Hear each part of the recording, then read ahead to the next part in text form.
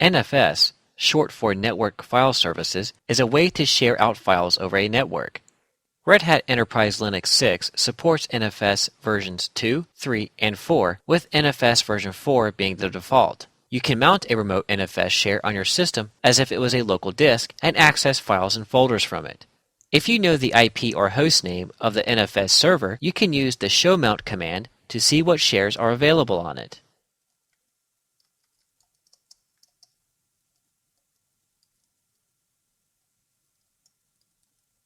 The "-e" option shows us the exports, which is what a shared NFS directory is called, on the server specified by the IP listed. And here we can see that the path to the share is at /serve/NFS. This is on the NFS server itself. The star character indicates that everybody has access to this share.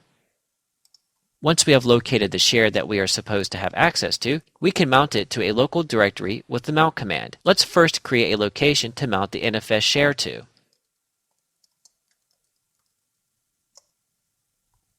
Now, let's mount the remote share with the following command.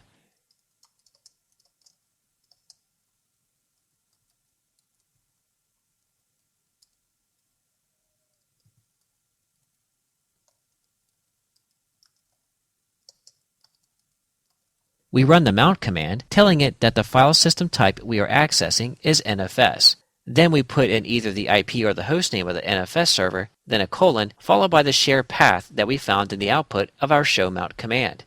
Next, we tell it what local directory to mount the share to. And we can verify that the NFS share has been mounted by running the mount command.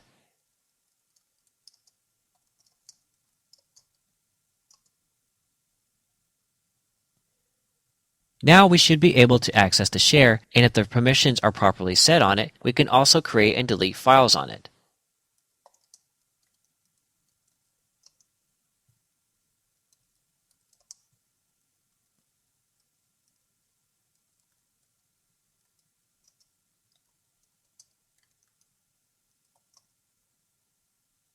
To unmount the NFS share, just use the umount command.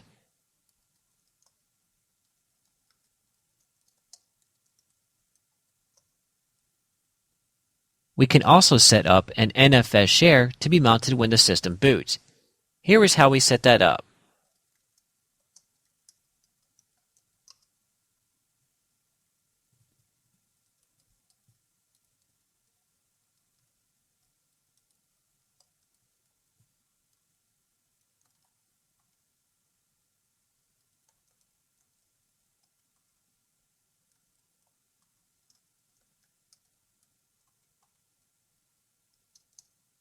We use the _netdev option rather than defaults here. The netdev option tells the mount command to wait for the network services to come up prior to mounting the share. Otherwise, the system could get hung up trying to mount a resource it can't access if the network is not yet available. And since this is a remote file system, we will not be running a file system check on it.